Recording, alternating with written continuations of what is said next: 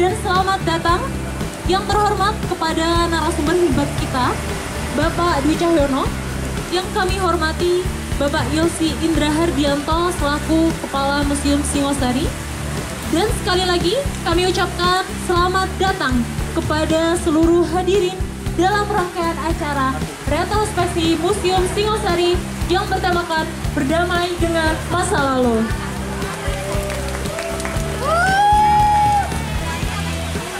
Puji syukur kepada Tuhan Yang Maha Esa karena hanya atas izinnya pada hari Kamis 24 November 2022 kita dapat hadir di tempat ini. Perkenalkan, saya Aska Ramadaninda yang akan memandu acara hari ini sampai selesai nanti. Sebelum memulai acara, kami akan membacakan susunan acara pada hari ini yang sudah diawali dengan pembukaan, kemudian dilanjutkan dengan menyanyikan lagu Indonesia Raya. Selanjutnya doa yang akan dipimpin oleh beliau Bapak Anwar. Setelah itu kita akan menuju materi sarasehan dengan tema Lacak Jejak Ken Arok dengan moderator yaitu beliau Bapak Marsyam Hidayat, dan akan ditutup dengan Jula Juli Malangan.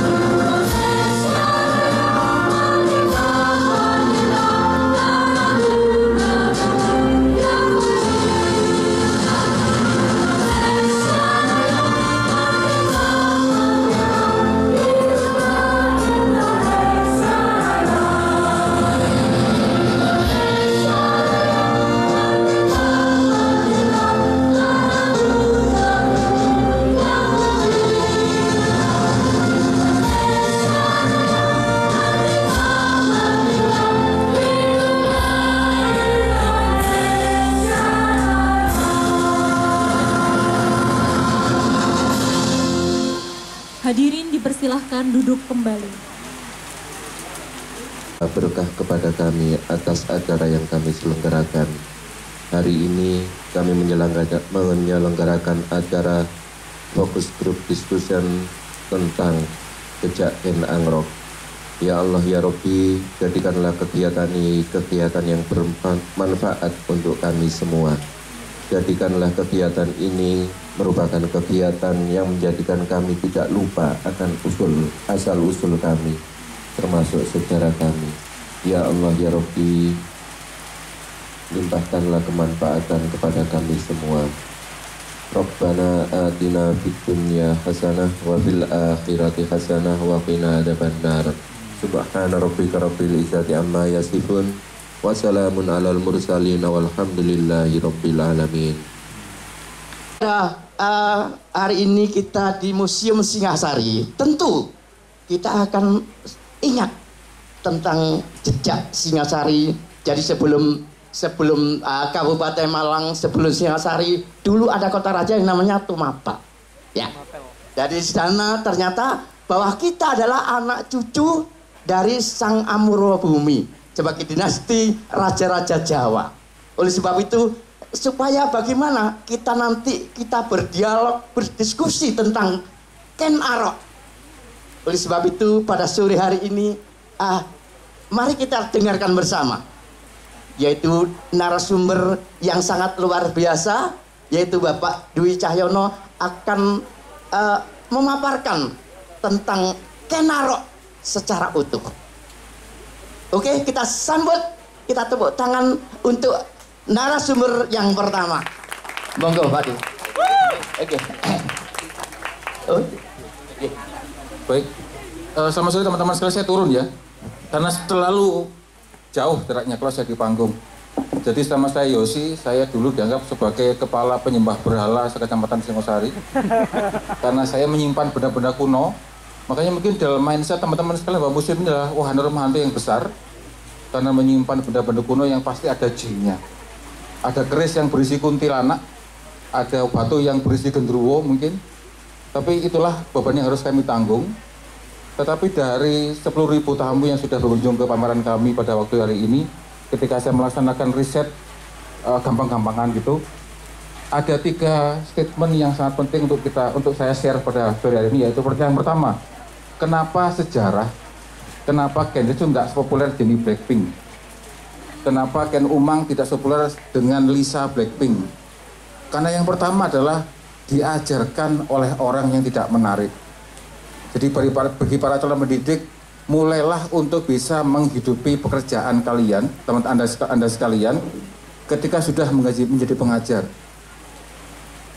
Jadi di museum ini, teman-teman sekalian, kami tidak pernah membiarkan arca-arca kami itu menjadi benda mati. Tapi arca ini menjadi tetap hidup melalui para edukator. Disampaikan dengan berapi-api, sehingga bisa menghidupi arca-arca mati yang usia sudah ribuan tahun.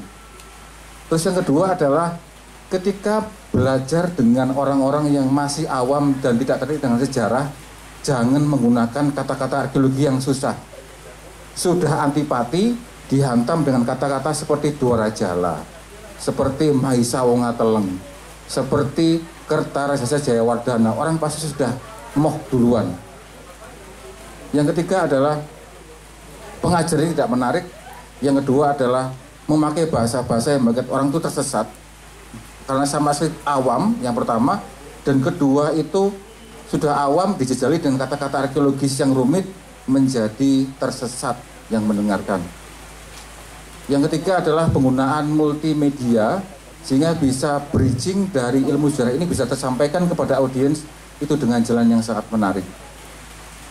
Jadi ini adalah pengalaman yang memang sudah kami ambil di beberapa hari ini. Jadi Museum Singasari ini itu adalah sebuah pertahanan terakhir dari kurikulum sejarah pendidikan yang hanya mengupas kulit. Karena sekarang dalam mindset adik-adik kita yang masih sekolah menengah sampai dengan atas, bahkan mungkin juga dasar, bahwa sejarah itu sebatas hafalan. Sejarah itu adalah belajar persiapan besok mau ulangan atau ujian. Setelah itu selesai, tidak ada tindak lanjut. Ketika ada tamu yang datang ke Museum Singasari, maka dia akan memperoleh pengalaman dan pengetahuan yang niscaya adalah yang baru bagi mereka. Kami sempat miris dengan ini closing statement dari saya. Ketika saya bertanya ke Ken Dedes, ada yang tahu apa itu nama permandian umum katanya. Ada yang untuk Kanjuruhan tahu apa itu nama stadion. Ada yang tahu Gajayana tahu apa itu juga nama stadion. Sudah sedemikian miris pengetahuan kita semua tentang mbah-mbah kita sendiri. Ditanya soal Marvel, tokoh Marvel semuanya hafal. Ditanya soal DC Comics semuanya pun hafal. Tetapi nama-nama dari raja-raja itu cuma dikenang sebagai nama-nama jalan. Dan nanti Pak Dwisayana akan membeberkan apakah Ken Angro ini tokoh fiktif, tokoh karangan para sastrawan, atau memang benar-benar hidup pada masanya. Jadi demikian bridging dari saya. Semoga teman-teman nanti bisa berdiskusi secara aktif dan menanyakan banyak hal kepada narasumber utama. Sekian dan terima kasih. Beri aplaus yang meriah untuk Mas Yosi. Terima kasih Mas Yosi, sangat luar biasa. Baiklah, itu tadi tentang sekilas apa yang disampaikan oleh Mas Yosi. Tetapi upaya lebih lengkap nanti kita bisa diskusi, bisa saling tanya jawab kepada dua narasumber. Baiklah, untuk narasumber berikutnya kepada Bapak M. Dwiyah Cahyono kami persilakan. Assalamualaikum warahmatullahi wabarakatuh. Selamat sore adik-adik mahasiswa dari IKIP Budi Utomo Universitas Wiswardana ya, adik-adik dari UIN Malang dan sahabat-sahabat pecinta budaya yang lain.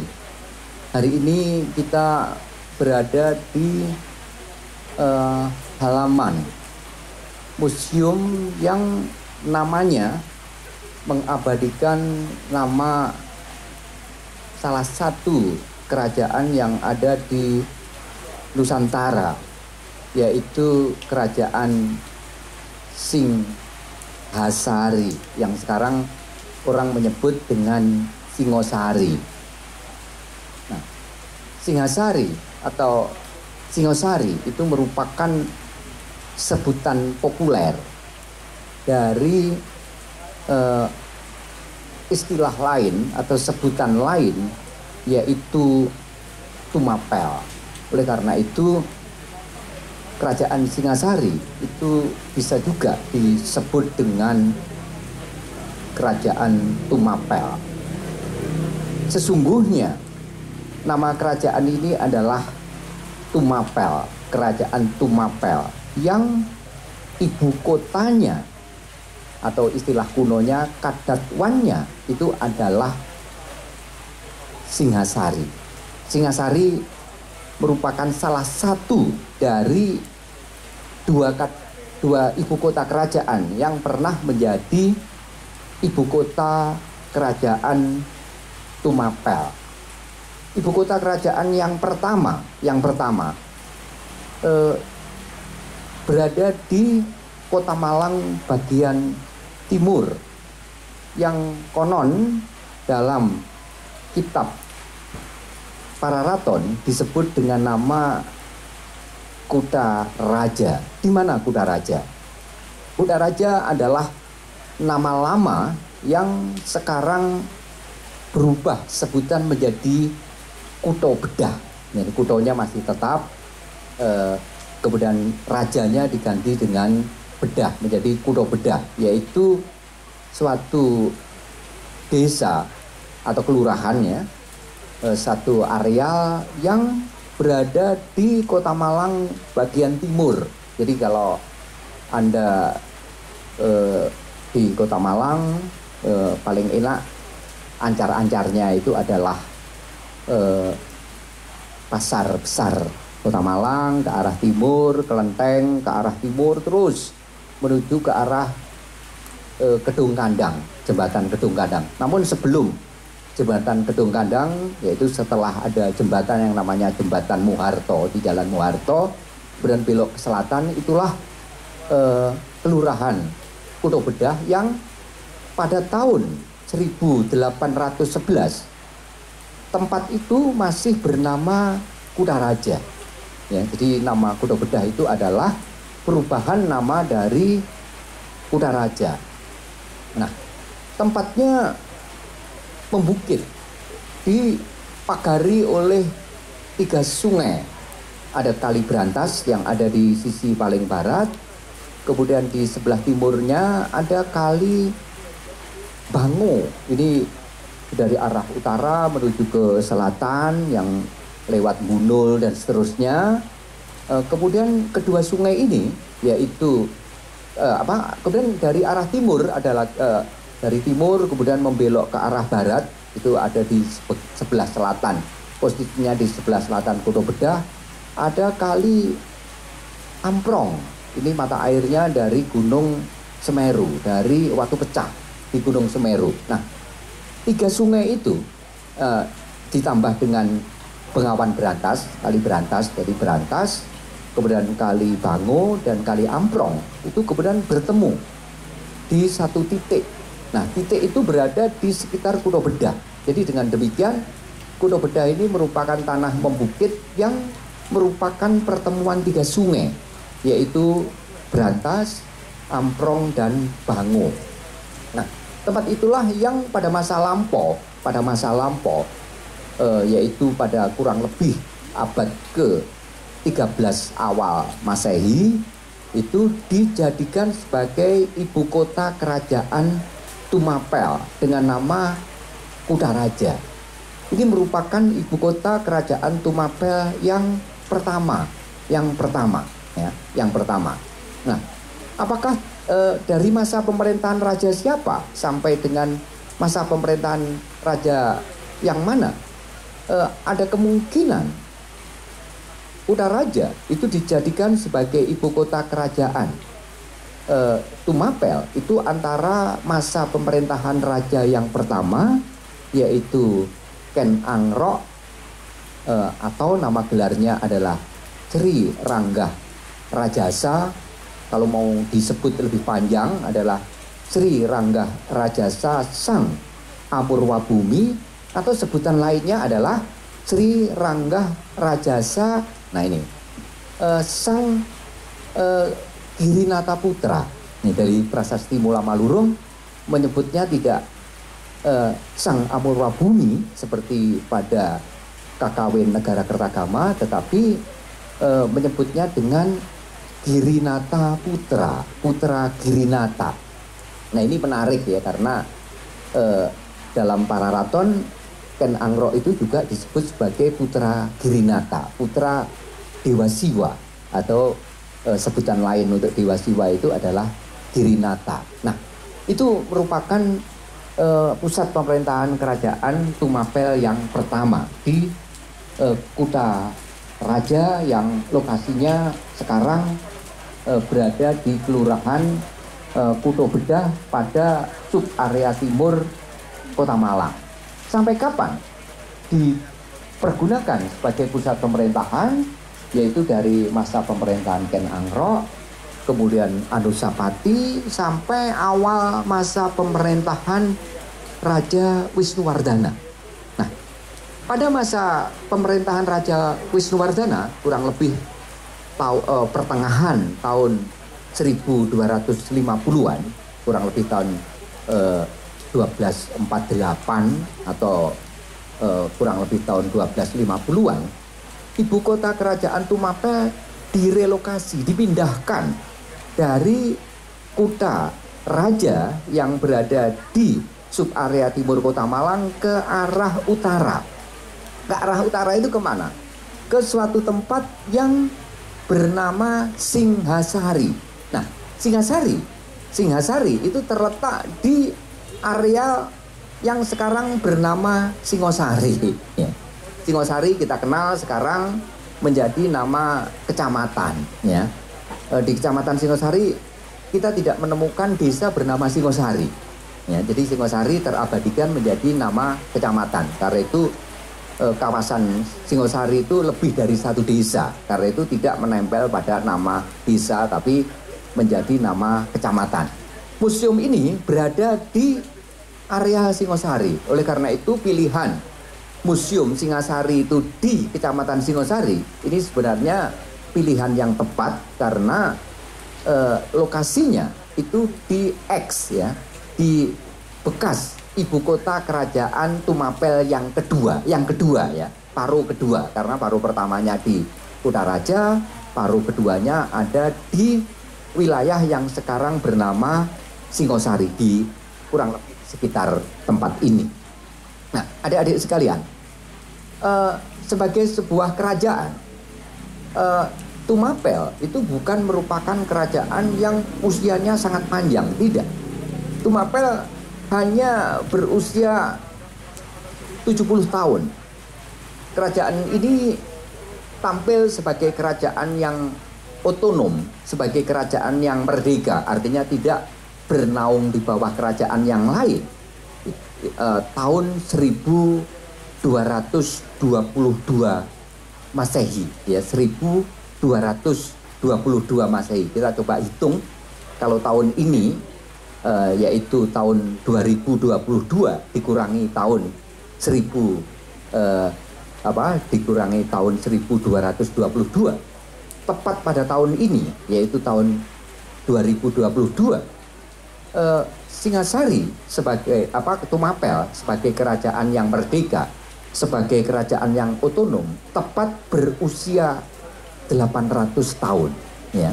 Jadi kita bisa menghitung 2022 dikurangi 1222. Jadi tahun ini adalah tepat 800 tahun kerajaan Singhasari, 8 abad kerajaan Singhasari. Oleh karena itu kegiatan kali ini yang diselenggarakan di Museum Singhasari pada tahun 2022 ini tepat karena sekaligus memperingati 800 tahun Singhasari. Nah, baik, kerajaan Singhasari atau kerajaan Tumapel, ya, sebutan lamanya, kerajaan Tumapel tampil sebagai kerajaan merdeka setelah berhasil mengalahkan kerajaan Pangjalu. Itu sebutan kuno dari apa yang lazim dikenal dengan nama kerajaan Kadiri. Jadi kerajaan ini acap disebut kerajaan Kadiri, tapi juga bisa disebut dengan kerajaan Pangjalu atau kadang juga disebut kerajaan Daha. Ya, Daha itu sebenarnya adalah ibu kota kerajaan Pangjalu ya. Seperti Singasari itu sebenarnya adalah nama ibu kota kerajaan Tumapel. Tapi lazimnya atau seringkali nama kerajaan itu disebut dengan nama ibu kotanya. Itu. Misalnya Kabupaten Buleleng justru dikenal bukan Bulelengnya, tapi justru dikenal dengan Singaraja. Padahal Singaraja bukan nama kabupatennya, melainkan nama ibu kota dari Kabupaten Buleleng. Negara misalnya di Bali itu sebenarnya adalah ibu kota dari kabupaten, yaitu kabupaten apa itu? Kabupaten negara itu kabupaten apa itu? Kabupaten apa? Yang Bali Barat itu kabupaten apa namanya? Apa? Kabupaten apa Bali Barat itu yang dekat yang nyebrang Banyuwangi itu. Jadi bukan apa Jembrana, ya Kabupaten Jembrana. Tapi orang lebih kenal bukan sebutan Jembrananya, tapi lebih kenal dengan sebutan negara. Nah, baik. Jadi tahun 1222 ini merupakan kemenangan kerajaan Tumapel menghadapi rivalnya, menghadapi lawannya, yaitu kerajaan Kadiri. Ya, dalam satu pertempuran besar yang berlangsung di satu tempat yang bernama Ganter. Nah, kata Ganter atau peristiwa pertempuran di Ganter itu disebut-sebut di dalam kitab Pararaton, ya, disebut di dalam kitab Pararaton, yaitu pertempuran besar yang terjadi di Ganter. Di mana Ganter? Nah, menarik perhatian kita kalau dicermati bahwa di Ngantang, di kecamatan Ngantang, tepatnya di desa yang bernama Tulung, di desa yang bernama Tulung, bukan, di desa di desa Tulung Rejo, ya, di desa Tulung Rejo. Jadi Tulung Rejo ini dengan pusat Ngantang itu agak lebih ke utara. Jadi lebih mengarah, Tulungrejo itu lebih mengarah pada lereng sebelah selatan Gunung Anjasmoro, ya. Di lereng sebelah selatan Gunung Anjasmoro. Ada satu anak Gunung Anjasmoro yang namanya Gunung Kukusan, atau masyarakat juga menyebut dengan Gunung Dwarawati, atau juga disebut dengan Gunung Tondo, ya, Gunung Tondo. Nah, desa Tulungrejo ini memiliki dusun anak desa yang bernama Ganten. Nah, ada kemungkinan Ganter yang disebut-sebut di dalam kitab Pararaton itu adalah Ganten sekarang. Jadi dengan demikian sejak tahun 1222 dengan satu pertempuran besar di Ganten itu, kerajaan Tumapel memperoleh kemenangan terhadap kerajaan Kadiri. Nah, tahun 1222 sekaligus merupakan peristiwa penting karena semenjak itu kawasan di timur Gunung Kawi yang sejak kurang lebih tahun 1130-an itu menjadi wilayah pendudukan kerajaan Kadiri atau Pangjalu itu kemudian bisa dibebaskan dari statusnya sebagai daerah pendudukan menjadi daerah yang otonom, menjadi daerah yang merdeka. Saya bisa menggambarkan begini, ya, jadi supaya ada kejelasan.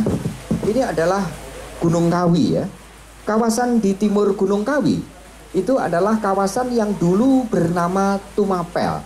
Jadi apa yang sekarang wilayah Kota Malang dan sebagian Kabupaten Malang, juga sebagian dan Kota Batu, ini satu kawasan yang disebut dengan nama kuno Tumapel. termasuk tempat ini masuk wilayah Tumapel. Ini membentang ke selatan sampai Malang bagian selatan, sampai Turen dan sebagainya, itu wilayah Tumapel. Itulah yang disebut-sebut panjang lebar di dalam kitab Pararaton sebagai kawasan di timur Gunung Kawi dengan nama Tumapel. Nah, kawasan di timur Gunung Kawi yang diberi sebutan Tumapel sejak tahun 1130-an ketika masa pemerintahan Raja Jayabaya di kerajaan Kadiri atau Pangjalu, daerah ini sempat dikalahkan, dijadikan sebagai daerah pendudukan kerajaan Kadiri atau Pangjalu, ya. Dan di Tumapel ditempatkan pejabat Kadiri sebagai penguasa di daerah pendudukan. Pada tahun 1190-an sampai kurang lebih tahun 1200-an awal, pejabat Kediri yang ditempatkan di Tumapel bernama Tunggul Ametung dengan jabatan sebagai Akuwu. Oleh karena itu kita mendapat sebutan di dalam Pararaton seorang tokoh yang bernama Akuwu Tunggul Ametung. Nah, menarik kalau kita cermati, jabatannya itu adalah Akuwu, ya. Akuwu, kata dasarnya kuwu, ya. Kuwu kata dasarnya. Kuwu ini kalau W-nya bertukar dengan B menjadi kubu, akubu. Jadi yang dimaksud kubu, kita kenal kubu. Kubu itu adalah satu tempat basis militer, ya. Jadi semacam barak militer. Oleh karena itu dalam cerita-cerita pertempuran itu ada kubu, ya. Kubu yang merupakan basis militer, merupakan barak-barak militer. Jadi ini memberikan gambaran kepada kita bahwa Akuwu Tunggul Ametung ini adalah penguasa daerah tapi sekaligus pimpinan ketenteraan, ya. Di satu tempat yang disebut dengan nama Tumapel. Karena itu sebutannya adalah Akuwu Tumapel. Nah, di mana lokasi pusat pemerintahan keakuwuan Tumapel di era Tunggul Ametung? Ada kemungkinan lokasi pusat pemerintahan keakuwuan Tumapel itu tidak jauh dari Singosari sekarang. Tidak jauh dari Singosari sekarang. Jadi kalau Anda dari Kota Malang tadi menuju ke arah sini, sebelum masuk ke Singosari ada satu tanah yang membukit di sebelah timur dari SPBU di Mondoroko, ya, di dekat perumahan Bayangkara, sebelah selatan perumahan Bayangkara. Tanah yang membukit itu oleh masyarakat setempat diberi nama Gunung Gelap yang sekarang menjadi area pemakaman umum, kuburan. Nah, sangat mungkin bahwa pusat pemerintahan keakuwuan Tumapel yang diperintah oleh Tunggul Ametung itu ada di Gunung Gelap ini, ya, di Gunung Gelap, ya. Jadi kalau kita ngomong di Malang itu termasuk Malang bagian utara. Nah, jadi itulah yang kemungkinan merupakan ibu kota pemerintahan keakuwuan Tumapel di era Tunggul Ametung sebelum nantinya dipindahkan oleh Ken Angrok ke selatan ke arah Kutha Bedah, ya, ke arah Kutha Bedah. Jadi mula-mula Tumapel itu berpusat di Malang bagian utara di daerah Mondoroko, lalu kemudian oleh Angrok digeser dipindahkan ke arah Kutha Bedah yang ada di sub area timur Kota Malang, ya. Nah, pertimbangannya mengapa dilokasikan di tempat itu, ya. Kalau kita mencermati Pararaton memberitakan bahwa ada seorang perempuan yang digambarkan sebagai sangat cantik, ya. Ada perempuan yang digambarkan sebagai sangat cantik. Perempuan itu bernama Kendedes, putri dari seorang rohaniawan Buddhis yang bernama Pupurwa. Tempat tinggal Pupurwa itu ada di satu desa yang bernama Panawijen. Itu sebutan Pararaton, Panawijen. Nama Panawijen mengingatkan kita pada nama kelurahan yang ada di Kota Malang sekarang, yaitu di Kota Malang bagian utara, yaitu Kelurahan Polowijen. Ya, kita masih kenal ya. Jadi tidak di sebelah barat flyover Arjosari ya. Jadi kalau mau ke arah Singosari ada flyover, ada terminal, itu sebelah barat terminal itu adalah Kelurahan Polowijen. Di tempat itulah Ken Dedes dilahirkan dan dibesarkan sebagai anak dari seorang rohaniawan Buddhis di suatu mandala Buddha yang bernama Panawijen ya.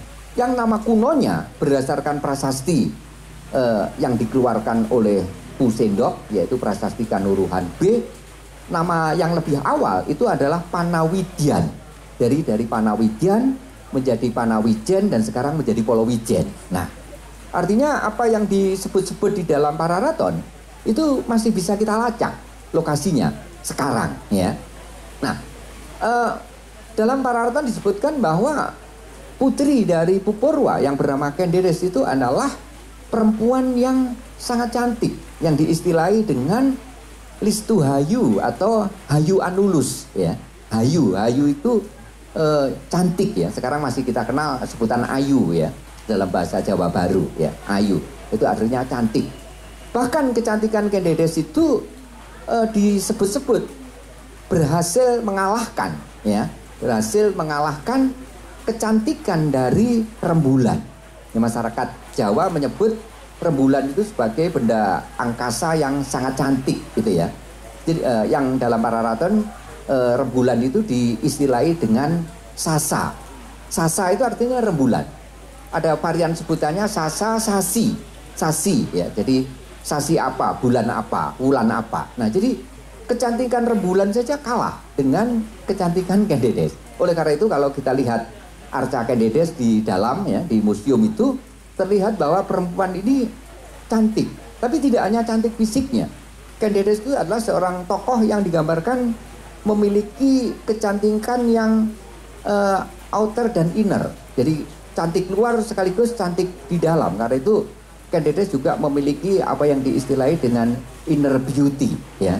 Bukan hanya kecantikan yang di luar, tapi juga kecantikan yang di dalam. Nah, kecantikan Ken Dedes itu terdengar sampai ke Tunggul Ametung yang tinggal di di pusat pemerintahannya ya, yang diperkirakan ada di Gunung Glap. Kalau Gunung Glap itu dilokasikan di Mondoroko, jarak Mondoroko dan Polowijen itu hanya paling tidak hanya sekitar 2-3 kilo ya. Oleh karena itu wajar ya jika kecantikannya itu terdengar sampai di tetangga desa. Nah, inilah ya. Baik, adik-adik sekalian. Nah, kembali ke Ken Angro. Pertanyaan yang muncul kepada kita, apakah Ken Angro itu adalah tokoh yang bersejarah atau bukan?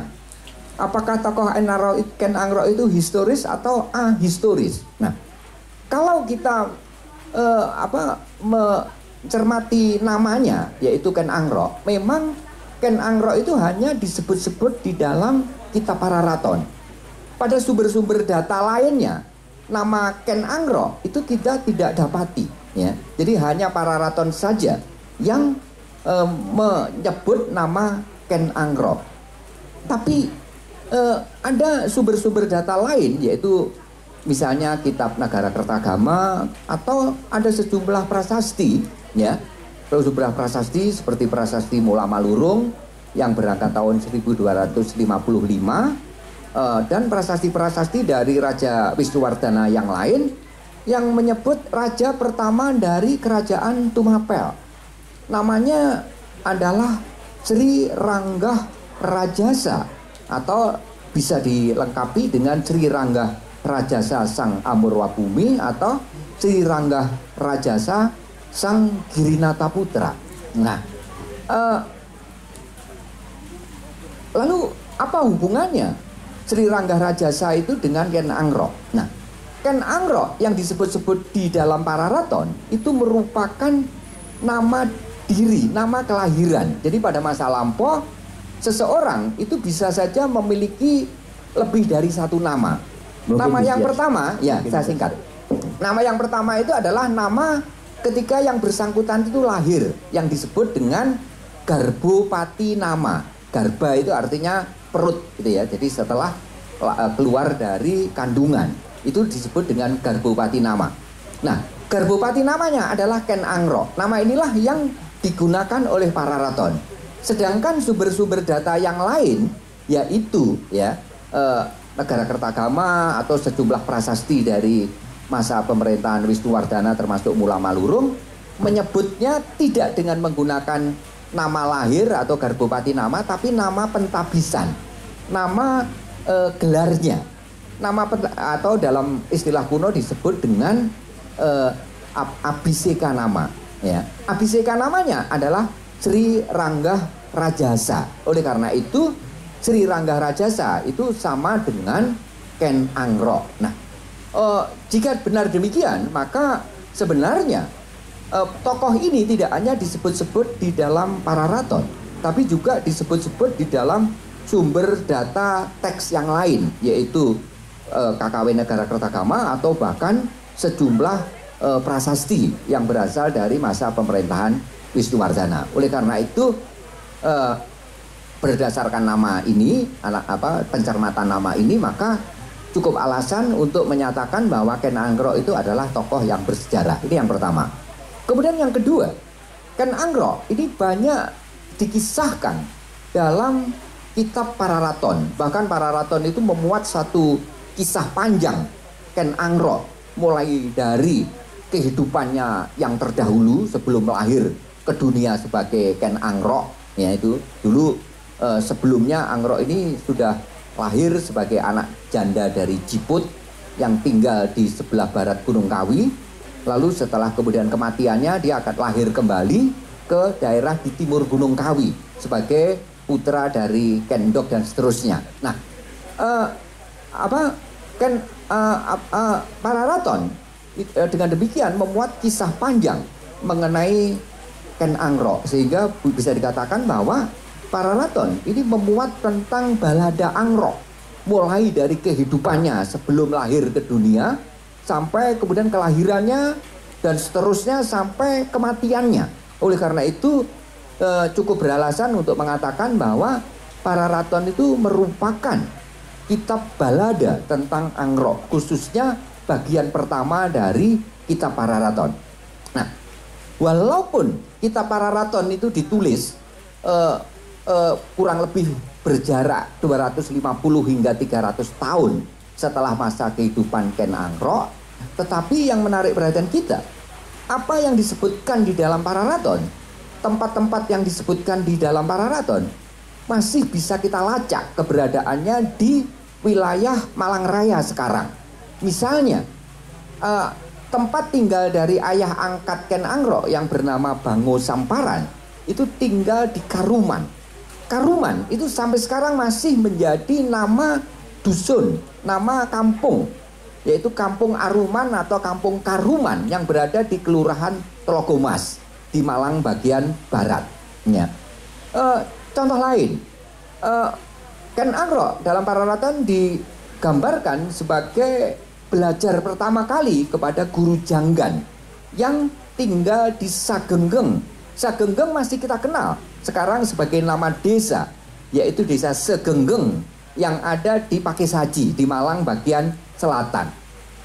Ken Angro pernah diangkat oleh seseorang pimpinan dari suatu mandala, satu tempat keagamaan yang bernama Pupalot yang tinggal di Turyantapada.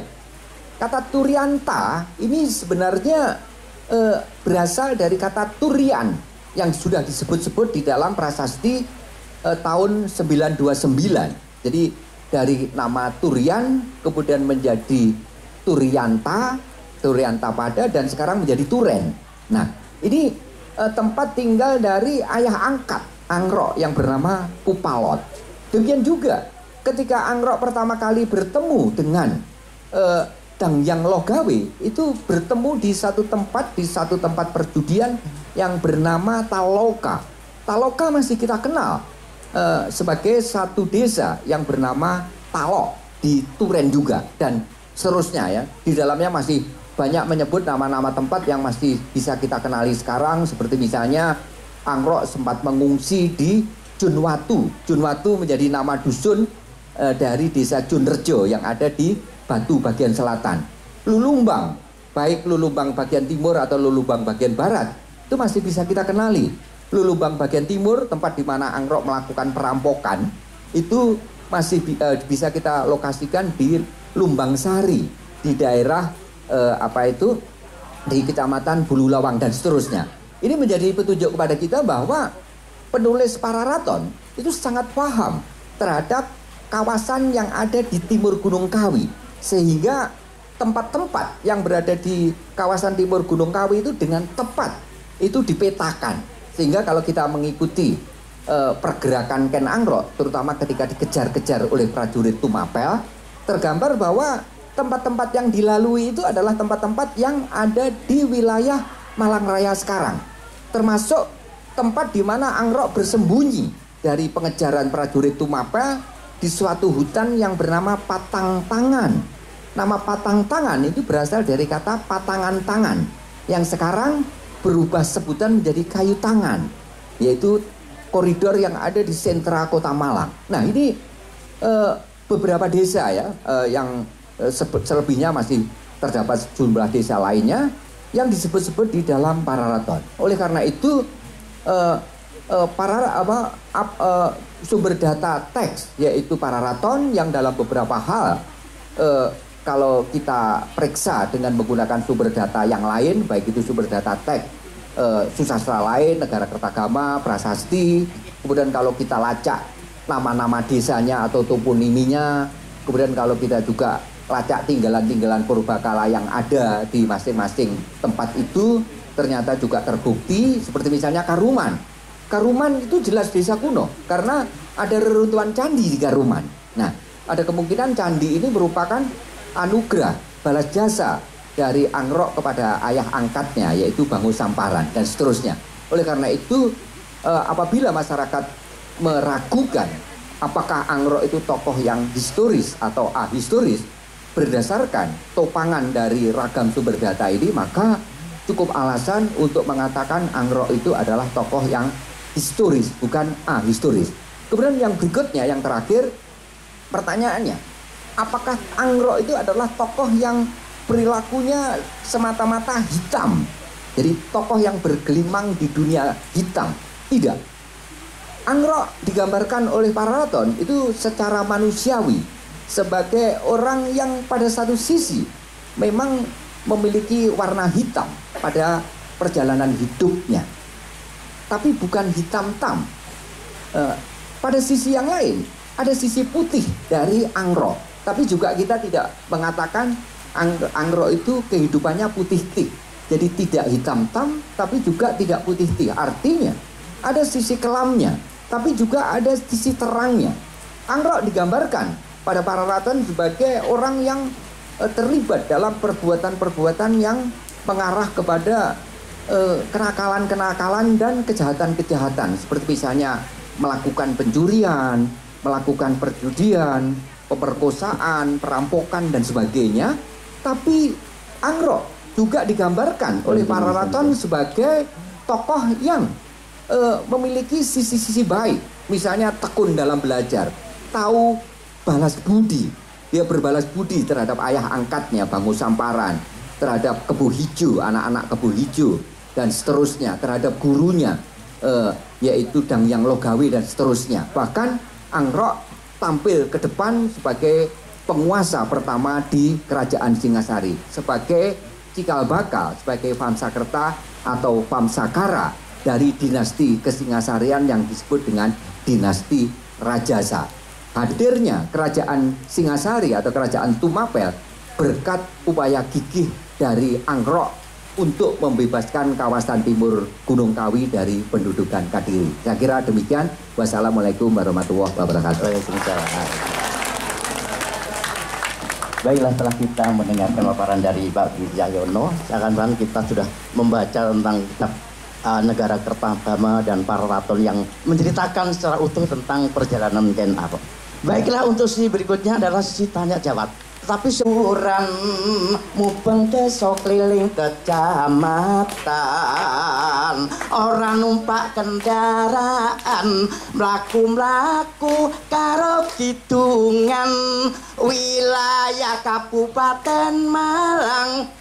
Sisi lor kecamatan Lawang Singosari Karangploso Pake tumpang Jabung Wajak Turen Bulu Lawang Poncoku Sumo Tajinan Dampit Sumber Manjing Wetan Tirto Yudo Ampel Gading Tajingan Gondang lagi pagelaran wilayah sisi kidul Dono Mulya Pagak lan Bantur Pagak Bantur ket biyen wis kesuwur mergo cedhek Segara Kidul Kalipare Sumber Pucung Ngajum Wonosari Isore Gono Kromengan Kidul Kulone Gandrung Kepanjen Cedhek Pendopo Agung Ayo mlaku alon-alon nang pake saji wakir dau pujon nglerek-lerek sisi kulon nang nganteng terus kasempon Malang Kabupaten 33 kecamatane maju pesat pertanian jagung kopi tebu buah sayur mayure seneng atiku Kabupaten Malang saiki tambah maju seneng hatiku Kabupaten Malang rakyate bersatu. Baiklah hadirin dan ada mahasiswa